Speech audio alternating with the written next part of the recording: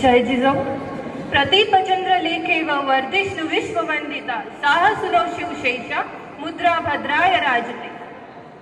छत्रपती शिवरायांच्या तेजस्वी विचारांचे मूळ स्रोत हिंदवी स्वराज्याचे पायाभरणी करणाऱ्या स्वराज्य संकल्पनेला मूर्त स्वरूप देणाऱ्या राष्ट्रमाता राजमाता मासाहेब जिजाऊ, संघर्षमय काळात स्वराज्याचे बीज पेरणारे, शत्रूंच्या तावडीतही स्वाभिमानाने स्वराज्याची स्मशान ठेवत ठेवणारे श्रीमंत शहाजीराजे, मराठी मनातला धगधगता स्वाभिमान, महाराष्ट्राच्या देवळात ज्यांचे पहिले स्थान, त्यांचा इतिहास ऐकला तर डोळ्यात अश्रू आणि अंगावरती शहारे आल्याशिवाय राहत नाहीत, असे बहुजन प्रतिपालक छत्रपती शिवाजी महाराज आपल्या वडिलांच्या पंढरीची मशाल हाती घेत स्वराज्याच्या रक्षणासाठी आपले आयुष्य असामान्य पद्धतीने समर्पण करणारे धर्मरक्षक छत्रपती संभाजी महाराज यांना माझा मानाचा मुजरा.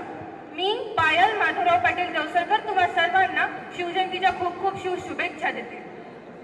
एकेकाळी अनेक परकीय सत्ता महाराष्ट्रात धुमाकूळ माजवत होत्या. मुघलांच्या कैदेत लाखो मराठा सैनिक कितपत पडले होते. स्त्रियांची अब्रू लुटली जात होती आणि अशा क्रूर काळात महाराष्ट्राच्या भूमीला हवा होता एक संकार, झगमगता, पेटता अंगार. आणि अखेर 1630 मध्ये आजच्याच दिवशी 19 फेब्रुवारी 1630 ला पुण्यातील शिवनेरी गडावरती छत्रपती शिवरायांचा जन्म झाला. शिवनेरीवर एका दिव्याच्या रूपी छत्रपती जन्माला आला आणि तोच दिवा पुढे चालून या सह्याद्रीचा छावा झाला. शिवनेरीवर तोफांचा गडगडाट झाला.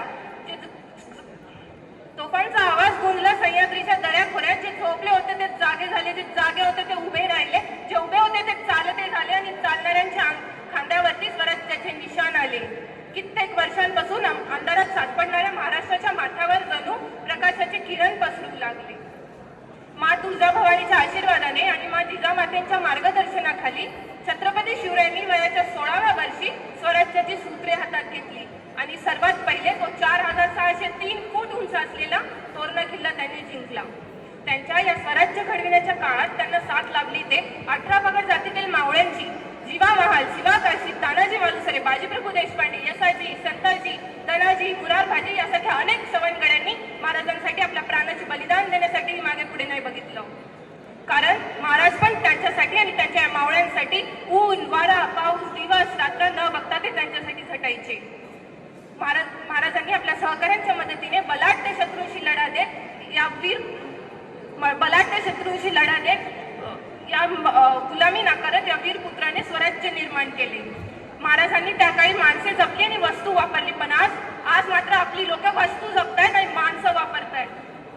महाराजांचा एक मावळा समोरच्या 10 शत्रूंना भारी पडत होता. अशी बलिदान, ताकदीची आणि शक्तीची माणसी याच मातीमध्ये महाराजांनी तयार केली. म्हणून अफाट सैन्य घेऊन आलेल्या शाहिस्त खानालाही पळता येईना.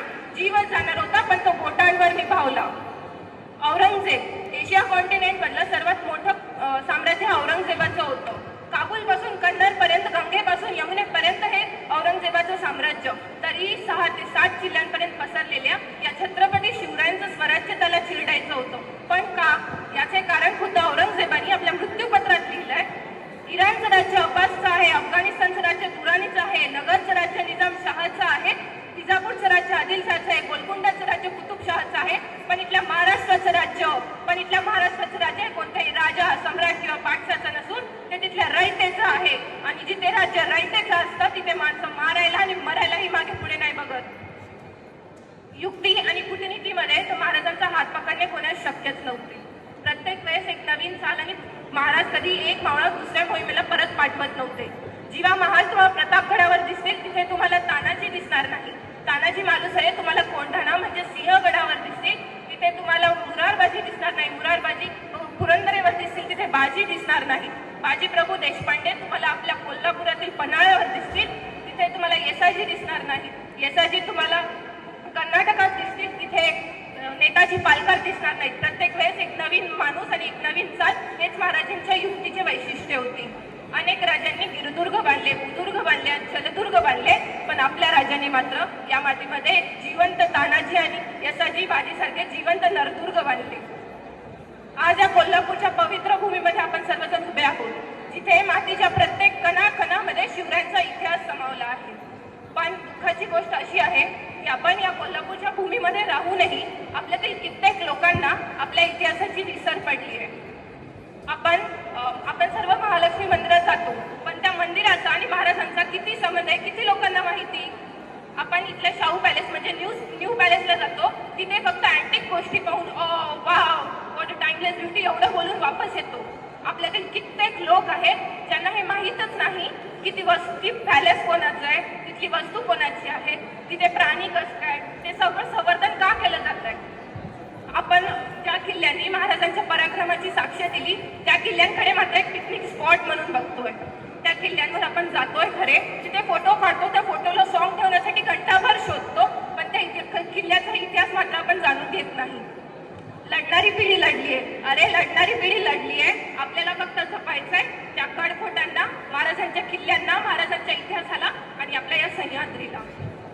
345 वर्षांपूर्वी महाराजांनी देहत्याग केला, पण त्यांचा कीर्तिरूपी देह आजही महाराष्ट्राच्या सांस्कृतिक गाभाऱ्यात आपल्या तेजाने झळकतोय आणि आपल्या सौंदर्याने दरवळत आहे. महाराजांपूर्वीही अनेक राजे झाले, महाराजांनंतरही अनेक राजे आले, पण सर्वात आदर्श राजा म्हणून ओळखले जाणारे फक्त आणि फक्त छत्रपती शिवाजी महाराज. कारण त्यांचे स्वराज्याविषयी असलेले प्रेम, निष्ठा, पराक्रम आणि त्यांचे निष्कलंक चारित्र्य. आपल्या बऱ्याच लोकांना शिवराय फक्त लढाईतून माहिती. प्रत्येक लोक आपल्याला महाराज फक्त लढाई, त्यांचे गड जिंकण्यासाठी झालेले युद्ध हेच दाखवतात. कोणी त्यांचे विचार, त्यांची थिंकिंग पॉवर, त्यांची युद्ध नीती, गनिमी काव्याची रचना, किल्ल्यांची उभारणी हे कोणीच नाही दाखवत. एकदा डॉक्टर बाबासाहेब आंबेडकरांनी म्हणलंय की भारत हा असा देश आहे जिथे फक्त देवताच लोकांच्या अंगात येतात. इथे कधी छत्रपती शिवाजी महाराज, छत्रपती संभाजी महाराज किंवा इतर महामानव लोकांच्या अंगात येत नाही.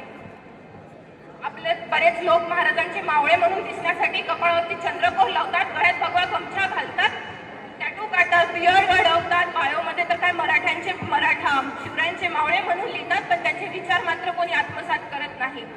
जे महाराज आपल्याला कळाले नाही ते त्या काळच्या स्वराज्याचे दुश्मन असणाऱ्या लोकांना कळालेले. त्याचे उत्तम उदाहरण म्हणजे जेव्हा महाराजांनी आग्र्यात शाहिस्तेखानाची बोटे कापून निघाली, तेव्हा शाहिस्तेखानाची बहीण ओरडा देते, भाईजान वो शिवा और उसके मावळे मेरी बेटी ले गए. तेव्हा तो शाहिस्तेखान काय म्हणतो, शाहिस्तेखान म्हणतो, चुप हो जा पगली, सोच समझ के बात कर. वो शिवा है, शिवा किसी की उंगलियां काट सकता है, शिवा किसी की गर्दन काट सकता है, पर शिवा और उसके मावळे कभी किसी औरत की तरफ आंख उठा के भी नहीं देख सकते. असं कोण? तो शाहिस्तेखान बोलला, जो त्या काळात तुर्किस्तानचा नवाब होता, औरंगजेबाचा तो सख्खा मामा. शिवरायांनी नुकतीच त्याची 3 बोटे कापलेली असा तो माणूस शिवरायांबद्दल असं बोलतो, कारण त्यालाही माहिती त्या चंद्रावर देखील डाग असतील, पण छत्रपती शिवाजी महाराजांवरती नाही. आपल्या महाराष्ट्राची पुण्याई होती म्हणून महाराजांसारखा राजा इथे जन्माला आला.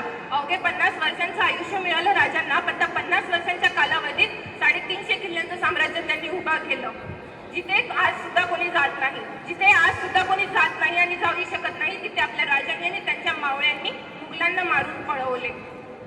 आज महाराष्ट्रामध्ये एक वीर पराक्रमी पुत्र मिळाला, ज्याने आपल्या पराक्रमाने साहसाने, धाडसाने आणि जिद्दीने होत्याचं नव्हतं आणि नव्हत्याचं होतं करून मुठभर मावळ्यांच्या जोरावरती महाराष्ट्राच्या भूमीवरती भगवा फडकावला. आपल्या महाराष्ट्रात महाराजांचा जन्म झाला खरे, पण आपल्या एज्युकेशनल सिस्टीममध्ये महाराज दिसत नाही. जे काही रायटर्स, हिस्टॉरियन्स, रिसर्चर्स लिहितात त्यांच्या मार्फतच आपल्याला महाराज कळतात. आपल्याकडे महाराज फक्त 4th आणि 7th स्टँडर्डच्या हिस्ट्री टेक्स्टबुकच्या 4 पेजेससाठी लिमिटेड राहिले. बाकी सगळं तर त्या ब्रिटिशर्सच्या बाबतीत लिहिलंय, पण त्या ब्रिटिशर्सच्या एका गव्हर्नरने एकदा म्हणलंय, जर का महाराज अजून 50 वर्ष जगले असते ना तर आम्हीच कधीच या भारतावरती राज्य करू शकलो नसतो. शिवरायांच्या काळी इंग्लंडमध्ये फक्त 3 न्यूजपेपर्स होते, त्यामधला एक होता लंडन गॅजेट. जेव्हा महाराजांची आग्रामधून सुटका झाली तेव्हा त्या लंडन गॅजेटच्या फ्रंट पेजवरती महाराजांच्या फोटो सहित बातमी आलेली. तर त्या बातमीमध्ये महाराजांची ओळख फक्त द किंग ऑफ स्वराज्य किंवा द किंग ऑफ इंडिया अशी केली नसून त्यांनी महाराजांची ओळख the king of India Chhatrapati Shivaji Maharaj अशी केलेली. म्हणून जगाच्या कोणत्याही कानाकोपऱ्यात जाल तर अभिमानाने आणि स्वाभिमानाने सांगा, ज्यांनी मरणालाही लाजवलं आणि आलेल्या मरणालाही सगळ्याला शिकवलं, असं त्या छत्रपती शिवाजी महाराज आणि छत्रपती संभाजी महाराजांच्या भूमीतून आलो आहे. जसं मी आधी पण म्हटलं, आपण एक काइंड ऑफ सर्वे केला की शिवाजी महाराज कोण होते, तर आधी 70 to 75% लोक बोलतील की Shivaji Maharaj was a great warrior. But Shivaji Maharaj was not only a great warrior but a king with a distinct vision in a military, visionary leader, excellent administrator, the father of Indian navy and the mastermind of architecture. Mastermind of architecture का? ज्या काळात 20 वर्षांपूर्वी बांधलेले पूल टिकत नाहीत, 2 वर्षांपूर्वीचे रस्ते नीट राहत नाहीत, अरे एका वर्षात महाराजांचाच पुतळा कोसळतो. त्या महाराष्ट्रात आज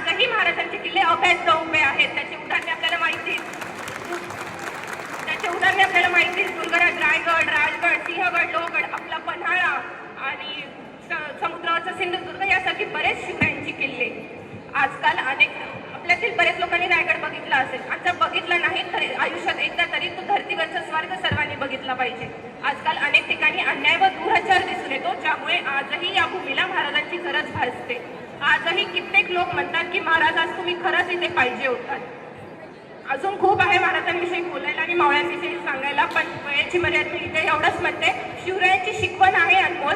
साहस, संघर्ष आणि स्वराज्याचा गोल जन्माला आला होता एक तेजस्वी तारा. महाराज आजही तुमच्या शिकवणीने चालण्याचा प्रयत्न करतोय हो हा जग सारा. सर्वांनी घोषणा द्यायची, छत्रपती शिवाजी महाराज की, छत्रपती संभाजी महाराज की. धन्यवाद. जय जिजाऊ जय शिवराय.